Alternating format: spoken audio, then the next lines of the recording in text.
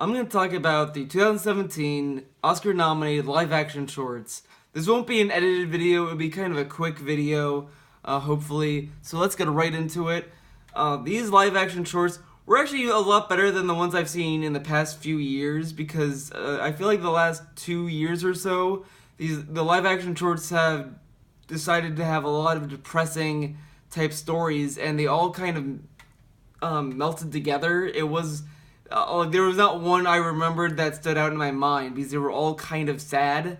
I didn't know there was one that was like a suicide hotline type movie, which is okay. I mean, they were not bad movies, but it was just that they were all the same tone. And with these live action shorts, there's a lot of room for variety and different kind of stories that they can give you. So let's get right into the movies of this year. So the first one was Silent Night. Silent Night is a movie about a guy from Ghana. Again, I'm sorry if I mispronounce the words here, so just bear with me. A guy from Ghana goes to Denmark to kind of make money and send the money to his family back in Ghana that are less fortunate, and that's why he left to begin with.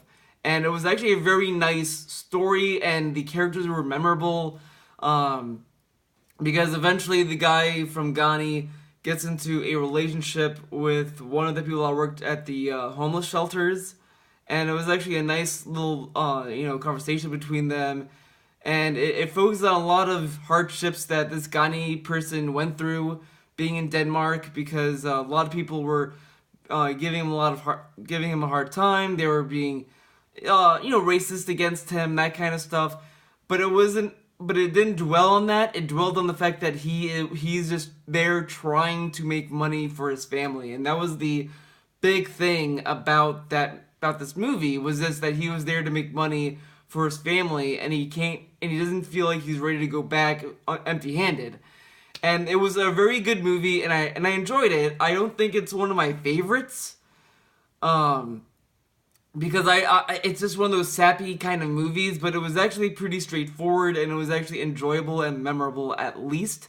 It wasn't too sad, and it wasn't too happy either. It played all the emotions perfectly. In that short amount of time, the story was perfect for the amount of time that the movie was for. And, I mean, I think any longer it would have just been too much. If it was any shorter, things would be happening too fast. And I think by the end, it was a very solid, straightforward movie that had a very good tone. It wasn't too depressing and it wasn't too upbeat. It had a good middle ground where it knew what emotion to play at what time. And that's what I liked about that movie. Is it my personal pick for the Oscars? Not really. But if it does win, I wouldn't be disappointed either. But it's just not my personal pick. The next one I think is a Swedish movie. It's called The Lady and the Train. The Lady and the Train is based on a true story where this woman lives in this old lady who lives in this house by the train station, and every time the train comes by, she waves the Swedish flag every time it passes by. This story was actually very uplifting, and I actually really enjoyed it. This one was actually one of my favorites. It wasn't the best one, but it was one that I actually enjoyed a lot of because it had a very good premise. It chose to tell a true story, and it conveyed it very well, where it wasn't too goofy or too sad. But it comes from a place that we can all relate to in a way, where this old woman was a shut-in. She did not want to get the internet. She didn't want to interact with the people around her, but through this interaction with this train conductor, the train conductor that she waves the flag to starts contacting her. She starts getting more and more social, and she gets more warmed up to the notion of talking with other people, and she becomes more of a social person by the end of the movie. And it was a very good movie. It was actually touching, and it was memorable. It didn't make you feel too sad.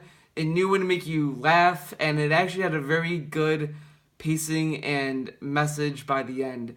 The Lady and the Train is a very good movie. I do kind of hope it wins an Oscar, but it's not my personal pick. The next movie. This one is my personal pick. This one is my favorite one.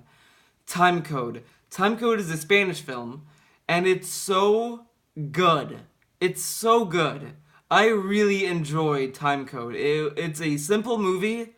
It's very simple, but it conveys a lot of things perfectly. It's about these two people who work at a parking garage. Now they don't have the same shift, but at one point, one of these employees finds out that this person dances during his shift. When he goes through the parking garage, he dances to whatever beats in his head, and then he goes on his merry way.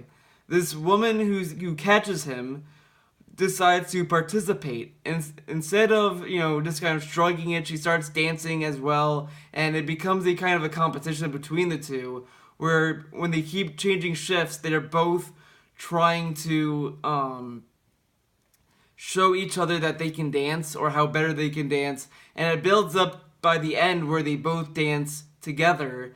And it was such a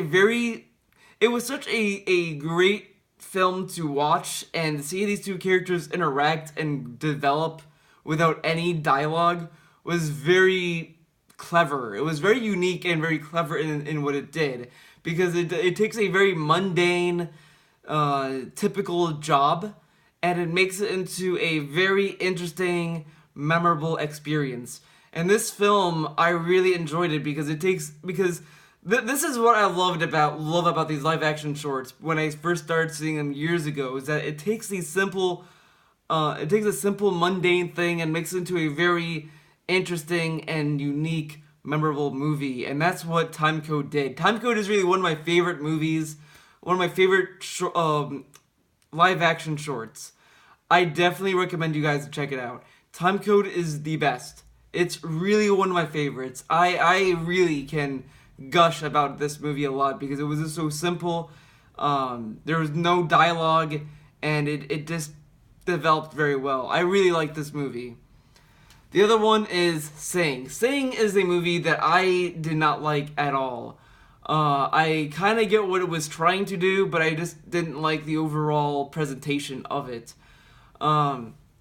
Sing is about this choir, this elementary school choir that is going to some competition, and the composer wants to make sure that her students are the best. And when she starts hearing students that are off key or not as great as the other students, she tells them to not sing and just to lip sync the song. So just basically, instead of singing the actual song with their voice, they would basically not sing at all. They would just just kind of lip sync.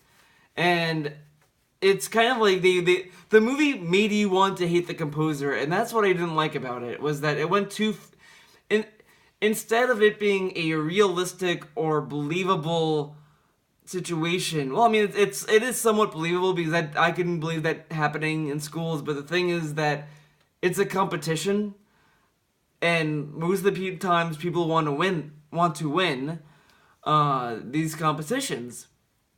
So if there's a bad singer in the group, the composer is naturally going to address them.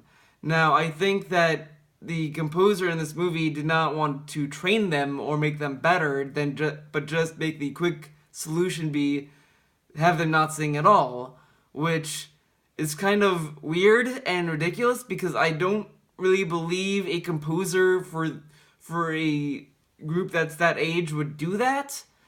But if they did do that, then it's just kind of, that's how it is. Life isn't fair, and it just kind of made me feel that it was going for a blue ribbon, like a participation ribbon type all-inclusive meaning, and I don't necessarily agree with that, because we do need to teach kids that, just because you want to do something doesn't mean you're good at it, or doesn't mean that you should do it.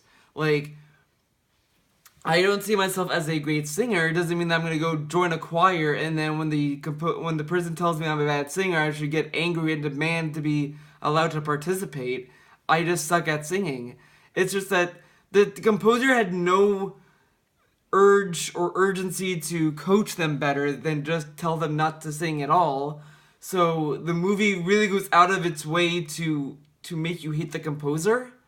And I just thought that was kind of weird. Like, it wasn't weird, but it was just kind of a story that wouldn't work if you didn't hate the composer. So they tried to make us hate the composer. So I just didn't like seeing it all. I really hope it doesn't win. It's really one of my least favorite movies that I've seen in these live action shorts. The next one is a French movie called The Enemy Within. This one kind of pertains with the whole thing with the Algerians in France, where they used to be French citizens, but now they're not. So there's a lot of issues going on. It's a nice, it's a good idea. I like the idea that this movie has. I don't really hate this movie. The issue I have with it is that it's kind of boring. I sat there and I didn't care about any of the characters. Unlike the Denmark film with Silent Night, where I kind of cared about the characters because I understood their point. I understood where they come from. I knew why the guy from Ghani was there. I know that why he's struggling and why he's trying to do everything he can to help his family. It makes sense. I understand that. I can see where he's coming from. In Enemy Within, it's just kind of telling you, feel sorry for this guy. He has to go through this French immigration system or this police system where they're investigating him and they're trying to get him to give them a list of names and all this stuff, which is like, okay, that is kind of fucked up and worth knowing, but it's just that I don't know him very well. There's really nothing I can get from that film, and it was just the only film I just got up to go to the bathroom, and then I got back and I didn't miss much. I think Enemy Within would have worked better as a standalone movie. If it was a typical movie length, it would have worked better. But in the format of a short, I just feel that it fell on its face. It wasn't anything that I enjoyed that much, and when I left, I didn't really think about it. I mean, I knew of it, I knew I've seen it, and I knew the story, I knew what it was what it was saying, but it just that I didn't really have the same reaction as I did with the other films. It was just kind of there, it was interesting, but it didn't do enough to make me want to say, wow, this was, a worthy film to watch. It was just kind of a lot of back and forth talking, which is fine, but again, I just didn't care about either character enough to be invested. I didn't get invested with The Enemy Within as I did with Time Code, The Girl on the Train, Silent Night. These movies I kind of got invested in, but this one was not. It was just kind of there. It was just right on the line of okay. So I don't think this deserves the Oscar, to be honest. Those are my thoughts for these animated shorts. I hope you guys check them out because I think they're worth watching. So see you guys in the next video. In the next video, I'll be talking about the animated shorts. See you next time.